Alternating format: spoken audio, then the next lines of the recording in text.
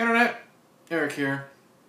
We're finally at the end of our Feast reviews. This whole series has been a request of my buddy Roger over at Channel Dawnstar. So, cutting to the chase, today I'm talking Feast 3, The Happy Finish. If you're new to my channel, welcome. I do discuss plot spoilers, specific scenes, and I'm also hoping that you have, or I'm going to assume that you've watched at least Feast 1 and 2 before diving into this review. Alright, basic plot is we're following the same characters. It takes place right as Feast 2 ended. So poor Thunder and Lightning had their failed attempts at trying to get from the top of the building to the police station, which is locked up due to hobo. The creatures have broken through the top of the doorway to the top of the building where the survivors are. Eventually, the survivors, they do defeat the creatures that have broken through. They get to the police station with help of new group member Shit Kicker, and eventually they have to. They get out. Oh my God! They get out of the police station. They crawl through tunnels to get to another part of town, while fighting the creatures and infected townspeople and more. We'll get to that. Alright. Ow. Again, this movie was something. Once again, John Gulager. It's still in the tone of Feast 2, more tongue-in-cheek comedy-wise. Man, it still hits you. The characters are the same. I mean, you still, you got, what's his name? Biker Queen and Bartender and Slasher and everybody. So I'm not going to get into their characters as much as I did, as I'm going to, as I should, because I've already explained how much I either enjoy their characters or I don't like their characters, but I can't take my eyes off of them. Go watch my reviews of Feast 1 and Feast 2 for that. New characters we'll talk about, though. Shit Kicker. Shit Kicker shows up out of nowhere. Sadly runs over... Well, not sadly. He runs over Thunder, puts him out of his misery as he's just half a body of half a person. And he shows up. The first thing I fucking thought of was Ted Nugent. He comes up in this fucking Jeep. He's got the cowboy hat with the guns. It's totally Ted Nugent. He's there. He helps them into the police station. Very likable, badass character. Like Game of Thrones, don't get attached to the cool characters. I'll leave it at that. But very likable. We also have some new characters other than Shit Kicker. Eventually, the group gets in the sewers. Well, before they get into the sewers, they meet a character named Short Bus Gus. He's mentally handicapped, and he is now seen as a prophet. I guess he was in Feast 2 in like maybe one scene on the television. Roger, if you're watching, please explain it in the comments below. He joins the group, and he has what seems to be the power to make the creatures go away. And they use this to their advantage to get from point A to point B to point C.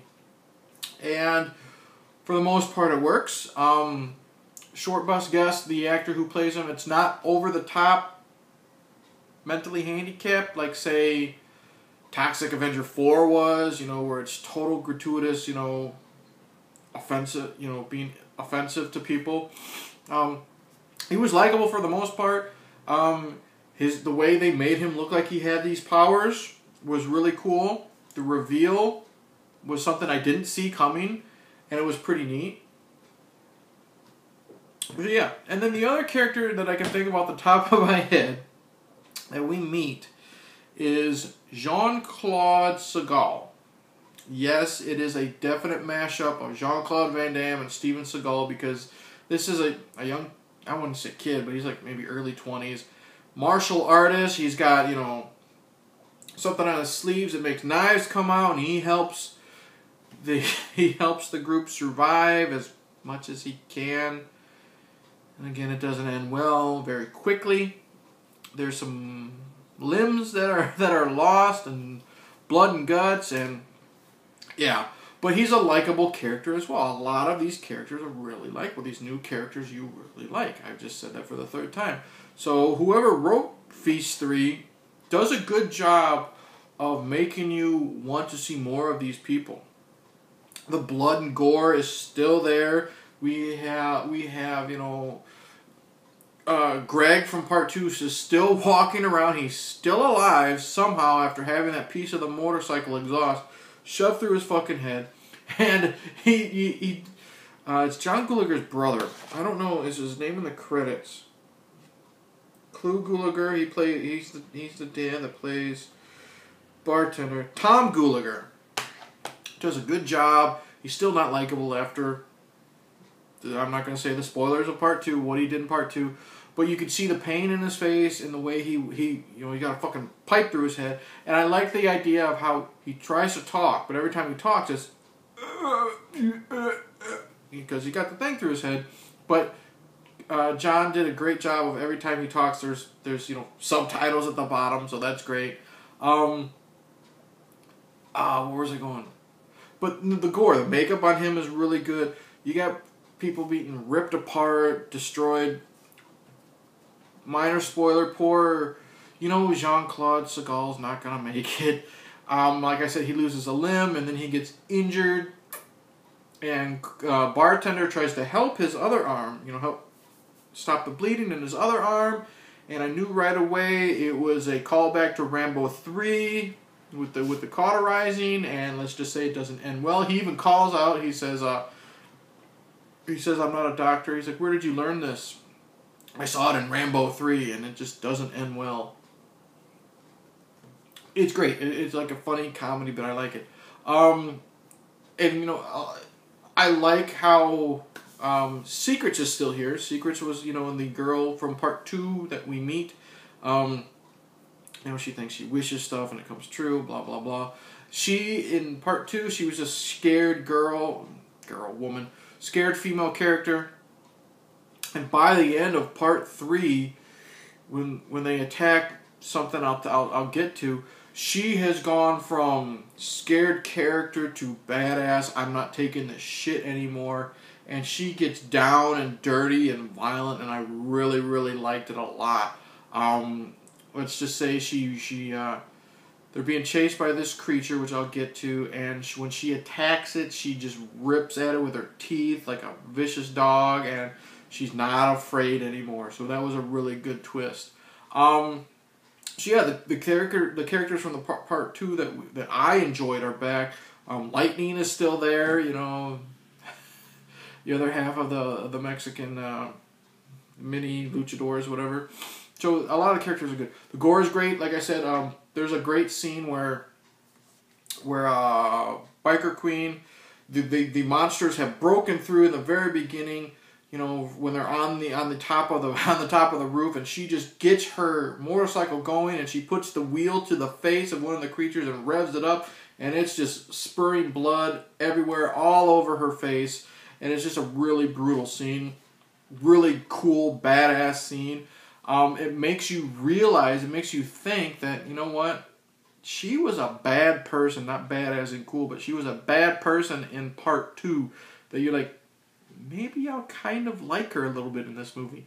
And by the end of the film, I did like her. I will not spoil what happened, but the last thing she does on screen is really, really cool.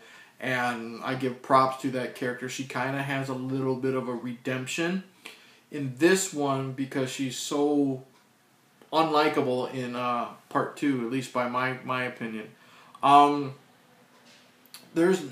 It still goes, like I said, it still goes the comedic route, but there's a lot of, at least feelings from me in this one towards the first one, because there's a lot of times when they're in the sewers and, you still have that kind of claustrophobic feeling that you have from the first one because they're only in one area. Like in the first one, they're stuck in the bar. Here, they're stuck like in the sewers trying to climb, going from point A to point B, and you feel that claustrophobic. It was really cool. There's not a lot of downsides. Some of the downsides is there's a couple fart jokes that I thought was stupid. someone gets their head ripped off and then it gets shit out right there on screen by one of the creatures, what I thought was kind of unnecessary. It was too Troma-esque to me, but fuck do I care. My major complaint with this film was, there's a scene where they get out of the sewers, and it looks like they're in the basement of like a nightclub, you know, with the strobe lights and stuff like that, and they have to fight the creatures, and they're also fighting. A subplot is they also have to chase away, you know, they have to run away from some infected townspeople, like, you know, kind of, I think it's a callback to like the mutants from maybe like the Omega Man.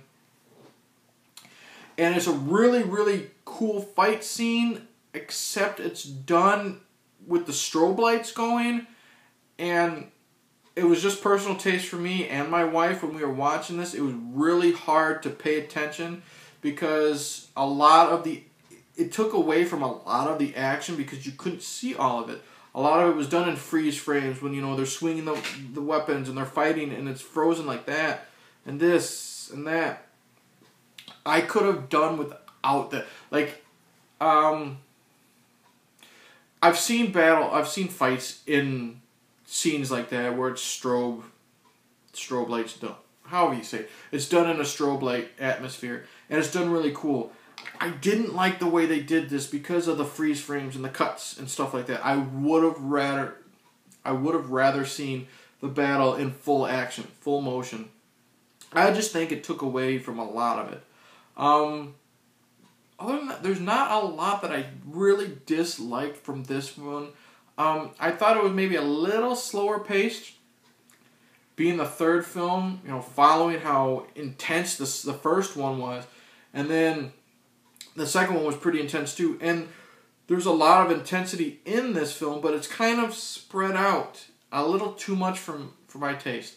There's a lot of what the fuck moments, like there was in part 1 and really in part 2. Let's just say one of the group gets raped and impregnated by one of these creatures. And it's probably a character that you don't expect it to happen to. And right away, because these characters like to fuck, and these creatures like to, and they give birth right away. Like, I forgot to mention in my part 2 review, it doesn't matter if it's a cat or not. But this character gives birth in a disgusting way. Gore everywhere. And it created this feast monster human hybrid that they're also running away from. It still looks pretty much like the feast creature, but you can kind of see a little bit more human quality to it. And that is the scene I was talking about with Secrets, where she finally just says, fuck this, and she goes badass to it, just jumps on it and gnarls at it with its teeth, and then other people join in.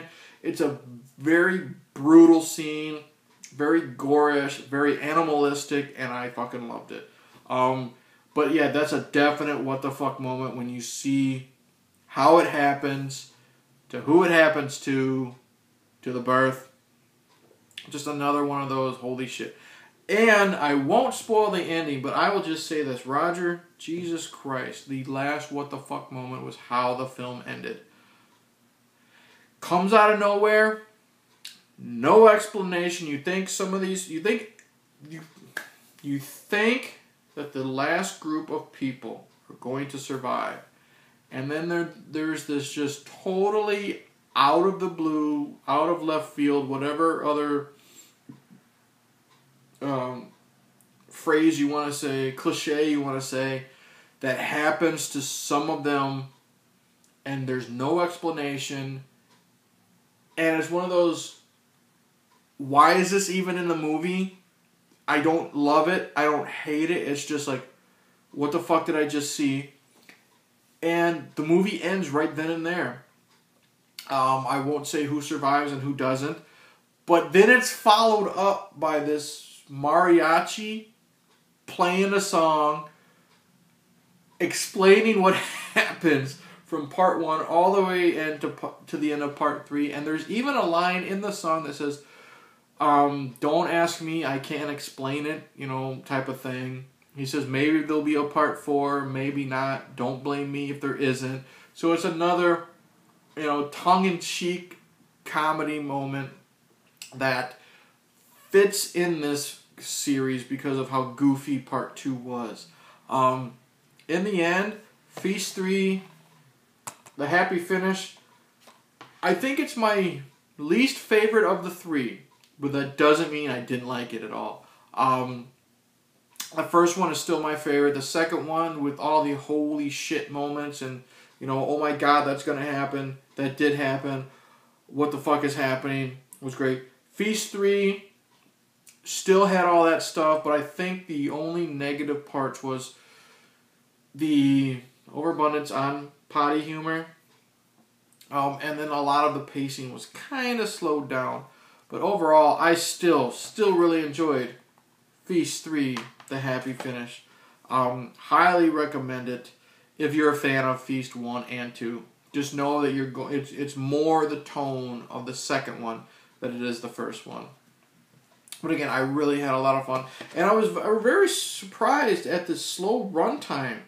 This one is only 80 minutes long. So, I don't know. Maybe I don't want to say I wanted a little more because of like the slow pacing in some spots, but I was really surprised that there was only this long. Anyways, in the end, already said it. Highly recommend Feast 3, the happy finish, especially if you're a fan of Feast 1 and 2. Thank you, Roger, for sending me this triple feature, triple pack, whatever you want to call it. I had a blast with all 3 films. I haven't had this much fun with a series in a long, long time. So if I haven't spoiled enough for you, anyone who's interested in seeing this series, highly recommend you go out and at least get the triple pack. I'm sure you can find it cheap on Amazon. I don't know. So that's it. Please like and subscribe. Click the bell. Don't. I mentioned Roger numerous times. Check out his channel at Channel Donstar. He does have a Patreon. Just click Patreon and then search Donstar. I did put the link in my Feast 2 review. I might put it in this one. Depends on if I remember. Sorry, Raj. I got more reviews coming up. Me and the wife are going to review The Mummy. I have other reviews that I don't want to review, but they're coming up. But in the end, I'll say cheers. And overall, this really was a happy finish.